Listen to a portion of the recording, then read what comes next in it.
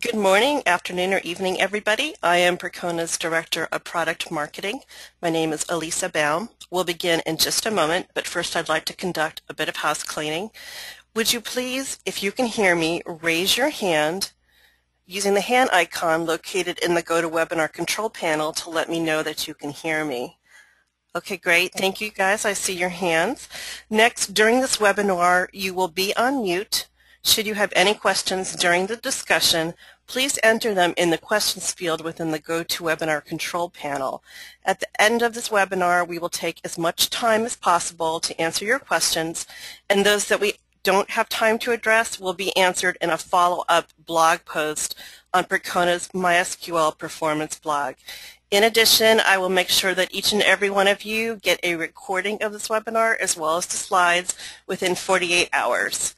With that said, I would like to thank you for attending today's webinar, Drupal and MySQL Performance. It's presented by Percona consultant Michael Benschoof. And with that said, I'd like to turn the floor over to Michael. Michael, go ahead. All right, thank you, Lisa, and thank you everyone for logging in. I'd like to start off and give a congratulations. I apologize in advance if I butcher either of these names, but for Ferenc and Miklos that answered the trivia question that I had posted as far as what are the big changes between Drupal 6 and Drupal 7. So with that being said, I think that we'll go ahead and get started.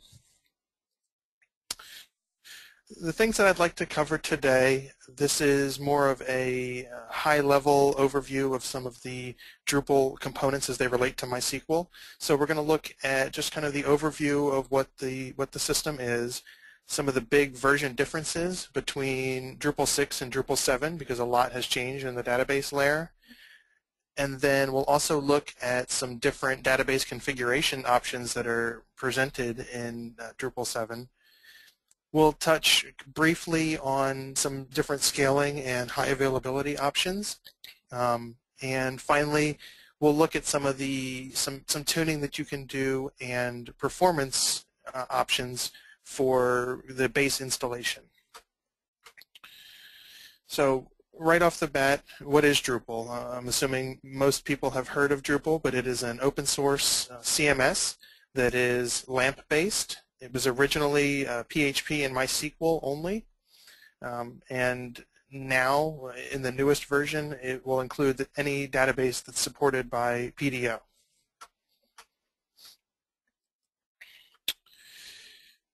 Between version 6 and 7, even when looking at Drupal's own documentation, they essentially introduce an entirely new database API.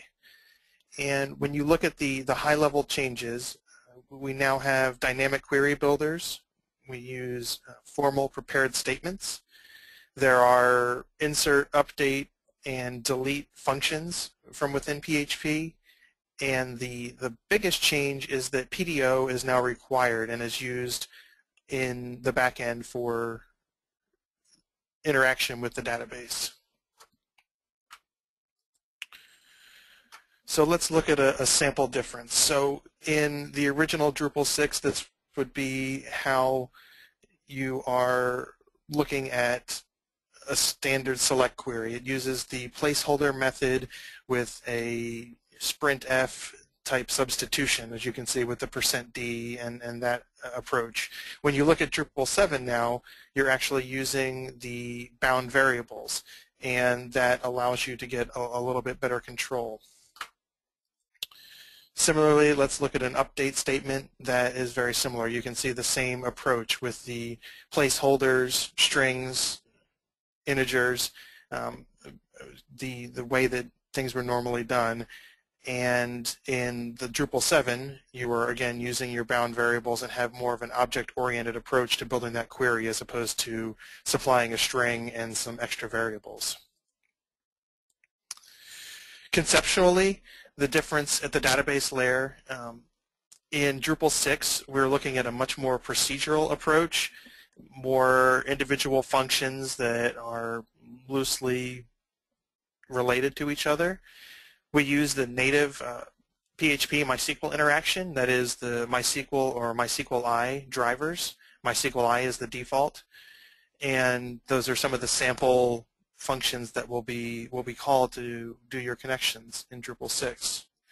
When looking at Drupal 7, you're now a much more object-oriented and driver-based approach. So looking at the actual MySQL driver, you're extending those PDO objects as opposed to just a collection of functions.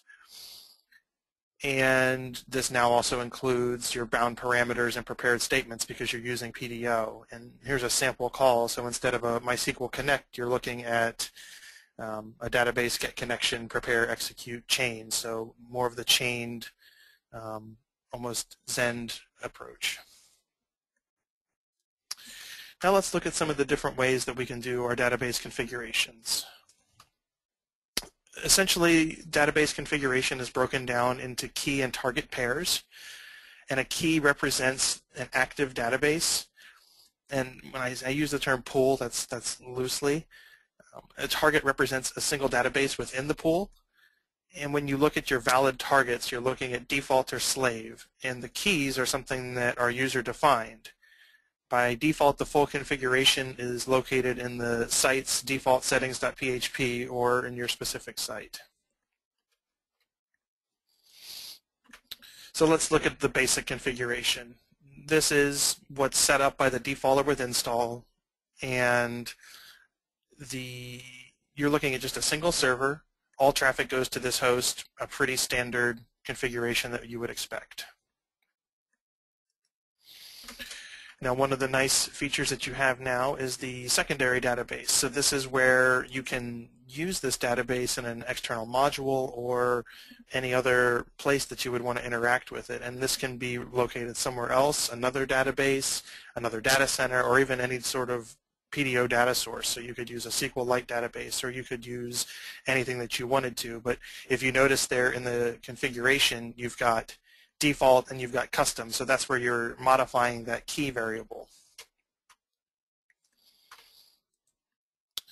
And finally, the other configuration aspect is the multiple targets. So when you look at this configuration sample, we have the single key of default, which is what the application will use, but we also have default and slave as our targets.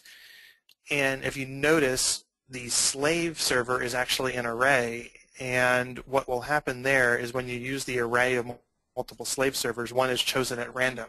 So that's something to also keep in mind, that you might not necessarily go back to the same slave server over and over again. So that's a lot of the theory and the initial setup. So now we want to know, how do we actually use this? So scaling the database is where your default and slave configuration will come into play. Essentially, when you think of scaling, I'm referring more to read scaling the database. So you're getting extra read traffic. Now you need to utilize an actual master-slave architecture and send your reads to the slaves. The standard way that would be done is sending the reads to the slave, and you also use a read-only user that has no super privileges, and set the slave to read-only. At the same point, you would send send writes to the master using a write user that has the correct privileges. And when looking at the different options, you can actually stick delay-sensitive queries to the master. And when I say support for this is limited in Drupal core, it is built into the core natively, but there are certain modules and locations in the core that don't take advantage of it. So let's look at how you would actually utilize these in code. So adding the target slave to the options array in your actual database call is how you would manually force it to go to the slave. So if you look at those two options, essentially we've just added 2 extra parameters to the database query call, and that includes the target being the slave. Now, when you send these to the slave, keep in mind that if it's a query that is replication delay sensitive, there can be an impact there. So how do you prevent slaves from being used? You can explicitly specify DB ignore slave, and what that will do is for the remainder of that page execution, it will prevent queries from going to the slave, so it will always use that target of the default and not the target slave. You can also manually specify that you want to use target as default, and that will shift your traffic back to the master. And there's also a session variable that you can set that is called ignore slave server. And what that will do is it will skip the slave use for a specified number of seconds. So when you think of this scenario, if you have a write and you would like to, after you issue that write, you're not concerned about, the actual scaling aspect and sending all the read traffic. You want to make sure this user is now going to see everything that they wrote. You could potentially set that to something like 30 seconds, and from that point on, that user would be stuck to the master for 30 seconds. So even if your replication delay got up to 30 seconds, that particular user would see what they have actually written to the master. Now, the other piece that we talked about was the external connections. So this is where that distinct database key comes into play, and I'm copied back here the sample configuration with that third-party database. What you would do to utilize this is within your module, you use the dbSetActive function, and you specify that key that you've defined. So from that point on, after you've specified that new key, all of your database traffic will go through that particular database. Now, when you're ready to go back to the core database, say you have a single module, you need to run a few queries from a remote database, then you're done and you want to switch everything back, you can just call dbSetActive again with an empty argument array, and it will shift you back to the default connection. Now let's talk a little bit about availability. We've seen that splitting reads and writes can be somewhat complicated and requires some manual code changes. The support is much more native in Drupal 7 than it was in older versions, but there are still parts of the code that you need to manually update to take advantage of that. When you look at HA, it's generally very simple, at least from the application standpoint. The easiest way to handle that would be to just use your base configuration, your default and default.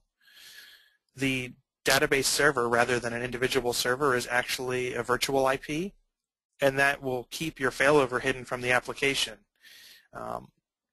You can also do manual failover via the application, but if you want to hide all that and essentially not have to modify code, using the virtual IP is a great approach. Here are some different options that you can use. Again, we're not going to do a deep dive into setting all of these up, but these are different ways that you can look at configuring your HA from the Drupal application perspective. The first one we already talked about briefly, the simple master-slave with a manual failover. So you would go in and modify that configuration file to point to the new IP after you do a failover.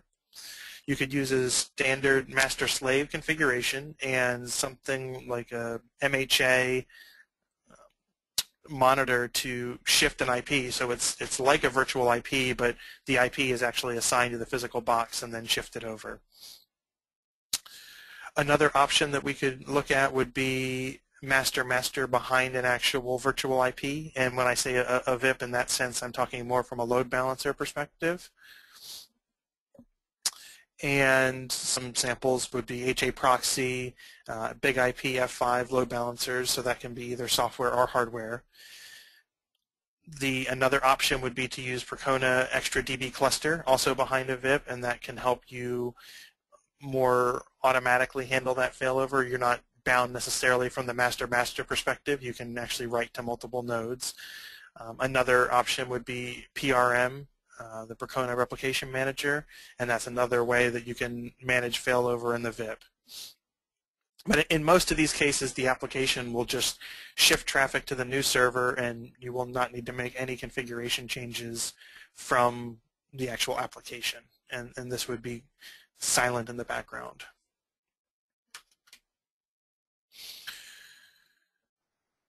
So now let's look at the default installation and some potential tuning that you can do within the application. Use Memcache. Now, I know that many of you are familiar with it, and we'll go into the details, but the number one tuning that I can see based on having dealt with Drupal deployments in the past is making sure that Memcache is there and properly configured. The Semaphore and locking API. This is another piece that, with some changes, you can make that a little bit more performance conscious, because that can actually become one of the heavy traffic producers as well. And finally, when looking at your actual Drupal application, profile early and profile often. I've seen far too many times where things go into production and they say, well, this is what it should be, and without any actual profiling done, you can actually have a lot of performance hits. And there are so many different configuration options that are available. Making sure that you have fully profiled the application to get the performance and operation that you're expecting, and doing that at the beginning, is a very important aspect. So let's start with the caching layer. This is one that I hear from clients, and I've heard from people a lot. Well, we're using caching. Caching does not necessarily mean it's faster. By default, cache is actually stored in the database itself. So normally when you think of caching, you think of offloading your operations from the database to an external caching. By default, caching actually uses the database. So in most scenarios, this can actually double the database queries coming in when looking through normal pages. Now, this is actually heightened when you have cache misses, because now you are actually adding write traffic to the database. So picture the scenario where you have no actual content being created, and you're actually seeing intense write traffic due to cache misses and cache values being inserted into your database. So that's not exactly the operation that you would expect to see when having caching enabled. So to do some simple benchmarking just to show the differences and the impact of these, I wrote a simple JMeter test plan and did a proxy capture, looked at the home page, browsed a few individual nodes, nothing groundbreaking, nothing that abnormal, just simply going through a few pages. The data was populated using the development module with kind of the standard, and we're going to do a load test, 1,000 users, 1,000 pieces of content, nothing too large. And this is just being run on a local VM, so the hardware is minimal. So that's why when looking at how I manage this, I actually sorted everything by count, because the query time and I/O time can be misleading, as this is just a small VM on my laptop. So the way that I did the actual profiling was set the database to long query time equals 0, and as I was using the Percona server on my test environment, I also had the maximum verbosity set. And there is the actual command that we use to sort by count. The default sorts it by aggregate time, and this allows you to sort it also by the most frequent. So let's see the results from the initial run. So browsing through 5 or 6 nodes 10 different times, we can see these are the numbers that were aggregated. So right around 3,500 total queries, 29 unique, 18 queries a second. Now, when you actually look at them sorted by count, you can see the top 4 queries that came across. And these are all up in the 300, 400, 500 calls. Now, the response times are, also in the aggregate fairly high, but when you look at the responses per call, you're not going to necessarily be concerned with that. So looking at that first one, the cache bootstrap, 0.0009 seconds. That's going to be very fast, and it only aggregated up to 4%. But when you start to work your way down, you see, wow, these caching queries are really adding a lot. So let's look at what just those cache queries account for in the aggregate. So the top 4 queries accounted for 48% of all queries. That's the total number. The other big piece that you see is the actual amount of traffic. So 90% of the traffic that was sent back from the server to the client was actually fetching things from cache. So when you think about that, that's not necessarily the greatest utilization of your MySQL database. When you have 90% of your traffic being actual cached values, that doesn't really lend itself to what you would be looking at. And of the actual rows examined, even though these are all very well indexed, which I noted that looking through the PT Query Digest of all the queries, there were no indexing issues. So everything was properly indexed. These cached lookups are const or key hits. There are no scans, and you're still examining 22%. 22% of your traffic rows examined are coming from cache. So again, that's not optimal when looking at utilizing your MySQL instance properly.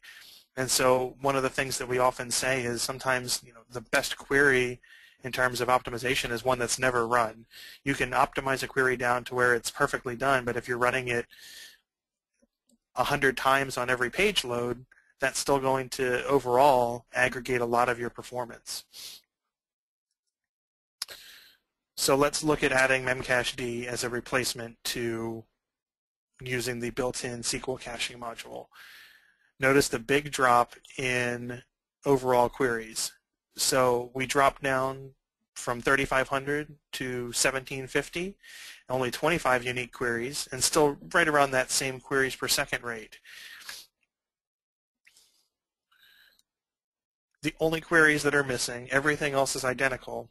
We see this big of an improvement, and we also see the time range. So keep in mind, looking at this actual time range, this is showing that this took about 2 minutes to run, whereas the other took 4 minutes to run, and it's the same query test plan. So naturally there are variables, as this is on a virtual machine, and it's not necessarily scientific from that perspective, but when you look at the actual response time and everything that's dropped, and then your actual test run time drops as well, it does line up that you're going to get a better performance by using this.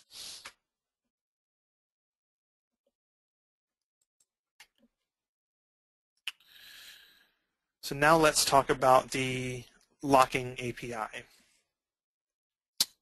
This is very, very important for preventing what are called cache stampedes. Now, if you're not familiar with a cache stampede, essentially what that is you have a value that should be in Memcache. You have multiple pages, so say 100 concurrent requests all ask for the same item from cache. They all determine it's not in cache, and as a result, they all go try to calculate it on their own. Well, naturally, if you're trying to keep that in cache, you're trying to keep something there that is expensive to calculate, or potentially expensive to calculate, or frequently accessed. So what ends up happening is you have 100 concurrent connections running this very expensive query, the database locks up, and that's what's referred to as a cache stampede.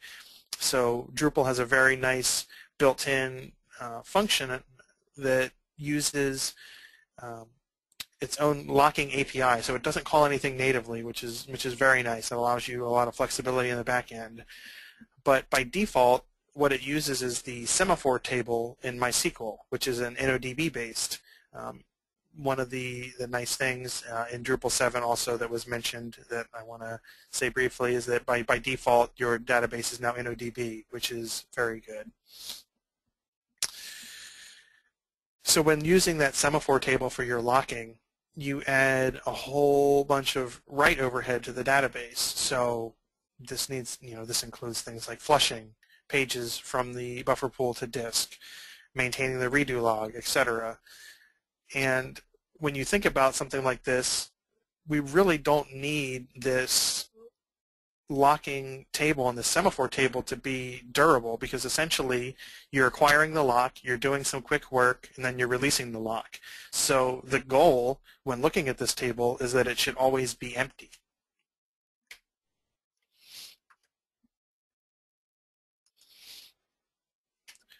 So let's look at a sample DB capture for just a single page load. What I did, I cleared out the cache, either truncated the cache tables or restarted Memcache, basically just getting an empty cache, and loaded a single page. And you can see right here that generated 8 separate write queries just for a single page load. The end result is that you still have an empty table, but under the hood you're looking at that write overhead that we discussed. So each one of those operations, depending on some of your InnoDB configurations such as flush log at transaction commit, etc., each one of those operations needs to be added to the redo log. Then those pages will be modified in the buffer pool, and then as you reach your dirty page limits, those pages are going to be flushed to disk. And you've now added all of this extra, potentially several write I/O to end up with an empty table to manage your concurrency. And so you've added this load to help prevent load from the database, which is somewhat counterintuitive. Some different alternatives for how to go around, how to get around this issue. You can actually use the memory engine for the Semaphore table. Now, what this will do, as you're using memory, you're now removing the InnoDB overhead. There is no disk access required. Everything will be in memory. From the actual Drupal perspective, this is going to be a native implementation, so it's still inserting and deleting and selecting from the Semaphore table, and you've made these changes basically hidden to Drupal. It is going to be a non-durable alternative, so if you need to restart your MySQL instance, the data won't be there, but essentially if you've restarted the instance, most likely people need to restart their connections, so actually having an empty table there also would make sense. Now, the biggest negative with using the memory engine is that you're going to now switch from the row level locking with InnoDB to table level locking. As I mentioned, all of these queries were well indexed, so when other threads were looking to see if they could acquire the Semaphore, they were doing a select right on the actual key. It was a key hit. When you're doing your delete, you're deleting against that primary key. So everything is well indexed from that perspective. However, when using the memory table, you're now looking at a full table level lock. Now, typically this table is small and hopefully not used often and potentially even empty.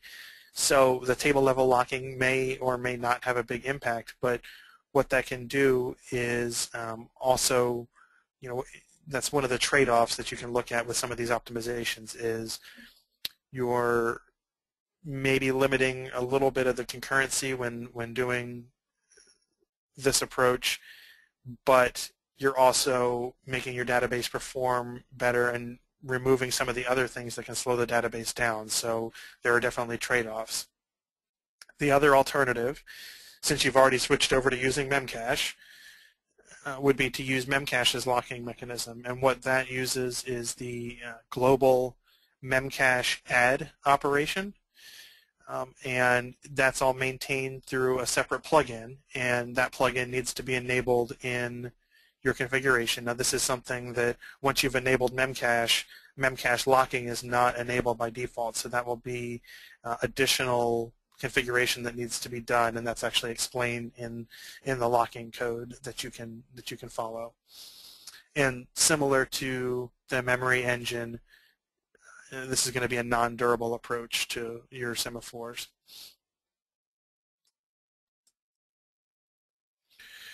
And finally, I want to talk a little bit about profiling. And one of the biggest things, especially that we see when helping and working with clients, finding problems early on is the key thing. So missing indexes, excess queries, things like that. Trying to find those early in the process is very important, because as your data set grows, things like missing indexes can become much more problematic and compound. So finding these things early is very important. One of the best tools that you can do to manage that is using long query time equals 0, and if you're using Percona Server, adding in the full slow log verbosity. This can allow you to target things at a much more granular level. So if you're seeing a lot of temporary tables being created, you can target directly for queries that are using temporary tables. You can sort by those that are most frequently writing to disk. You can really manipulate that data a lot when you, especially when you're using the full verbosity, which includes NODB statistics and then much higher granularity than just simply the time it took to run, the rows it examined, and what's in the standard log. And to do this, and this was the tool that I used while doing these this kind of intro profiling, the PT Query Digest is a very great tool to use for this. And some of the things that you're going to want to look for when going through, and this is one of the ways where I mentioned that all the indexes look good. When you look at the rows examined versus the rows sent, that can be one of your big keys for finding suboptimal indexes. So the rows examined will be much higher than the rows sent. That's one of the clues that you're probably scanning too many rows and missing an index. In looking at the default profiling, those were typically, if not identical, very, very close, which is what you want to see. The default way that it's sorted is the overall aggregate execution time. That's another big one to look at, but sometimes it can become almost too much of a focus. When you look at how the PT Query Digest output is sorted, sometimes there can be some red herrings. So you have a query that was run one time that may not have even been necessarily from the application, and it was a slow query, or somebody accidentally did a select count on a big table or something like that. That can sometimes skew those results, right? So a lot of times the execution time is important, and the aggregate execution time is very important. So one query that runs for 30 seconds may not be as costly as 30,000 queries that all run for 1/10 of a second. And when I mentioned starting early, one of the really nice features that you can use to track these queries over time is the review functionality. So assuming that you have a staging or some launching point before production, or even if you're in production, by using this review feature, as you add new modules or make changes or upgrade versions, what you can do is actually track new queries that have been introduced to the system. So you can really see those problem queries quickly when you're using something like this, because you add a new module, now this new query comes in, so instead of having to kind of find that query again, you can just say, I added this module, I upgraded my version, I'm now looking and I only see 2 new queries, so you can focus right on those instead of going and profiling everything else again.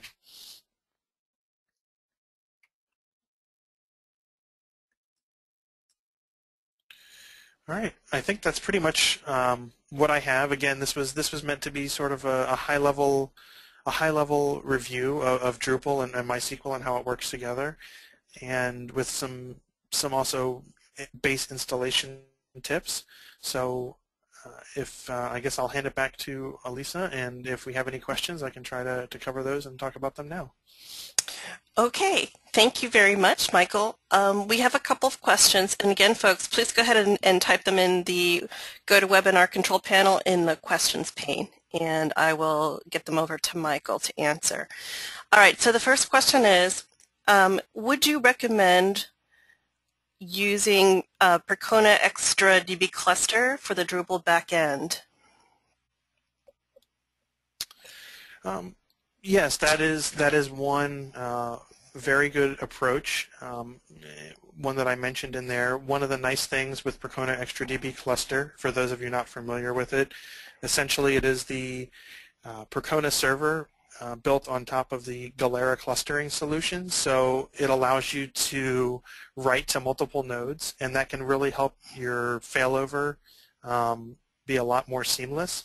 So essentially, you could either you could set it up to write to multiple nodes, um, you know, on purpose, or actually just use it in a failover sense, and that would really make your back end a lot more resilient, especially when using a virtual IP from the configuration. So that would be a very good approach for a Drupal backend. Okay, the next question is, what are your thoughts on using Redis over Memcache? That's a good question. There are definitely advantages to using Redis with having a persistent cache that can really help with the warm-up time. So, with using either Memcache, or even if you have, again, using the default MySQL would not be recommended. So we'll just kind of focus on that in comparison to Memcache. One of the nice things when you have that persistent backend, especially if there's things that that wouldn't necessarily be changing that frequently, having that as a persistent cache that can come back online and you don't need to go through that expensive warm-up period, that's definitely a very good thing. And if you're comfortable with managing Redis, it's a very good alternative to use for the actual caching backend. I just used Memcache as an example because most people are familiar with it. It's very lightweight, trivial to install, which Redis and other key value caching solutions are also easy, but this is one of the kind of the staples, so that was where my focus was. But essentially any external caching module that is memory based, whether it's persistent or not, that's kind of up to you. But the main focus of that was to not use the MySQL storage for caching. Okay, the next question is, what do you think about the Drupal 7 field API?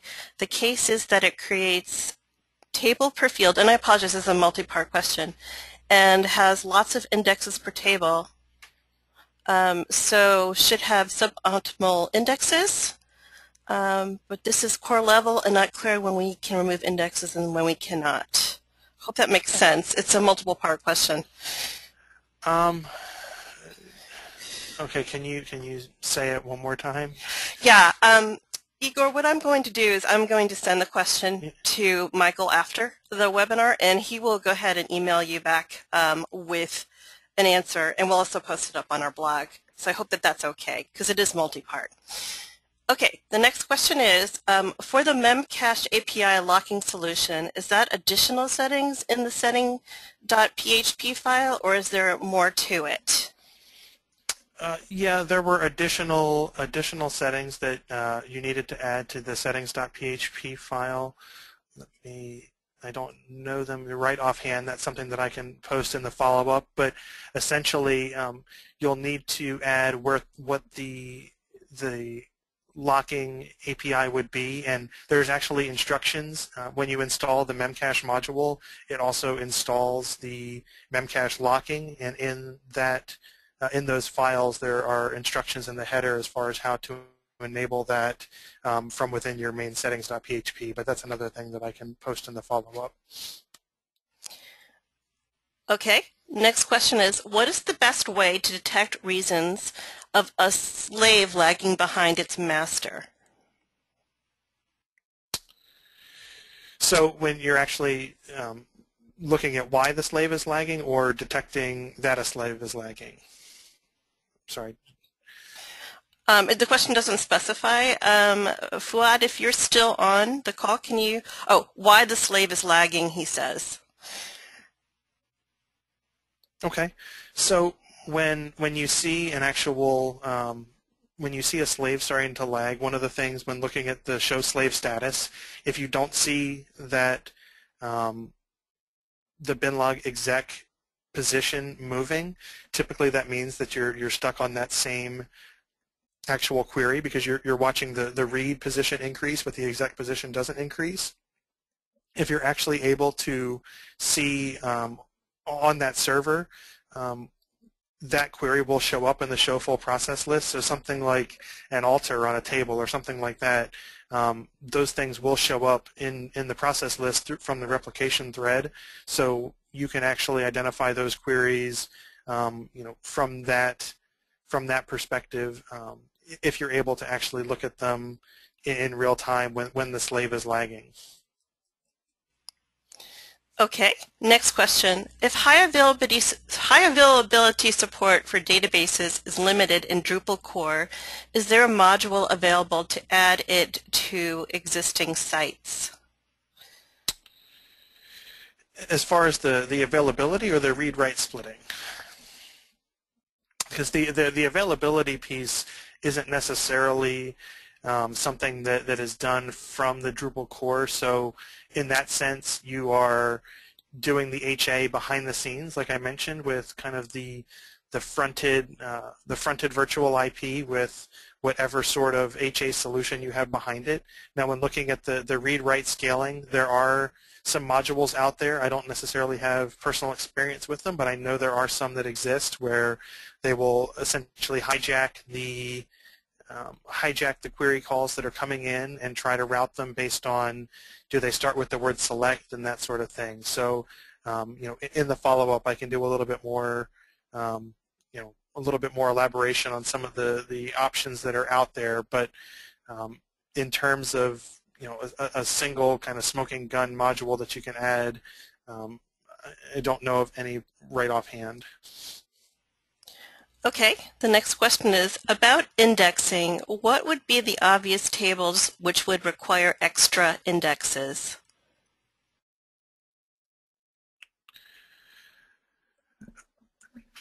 With that, I think that is something that, with profiling your own workload and profiling as many different flows,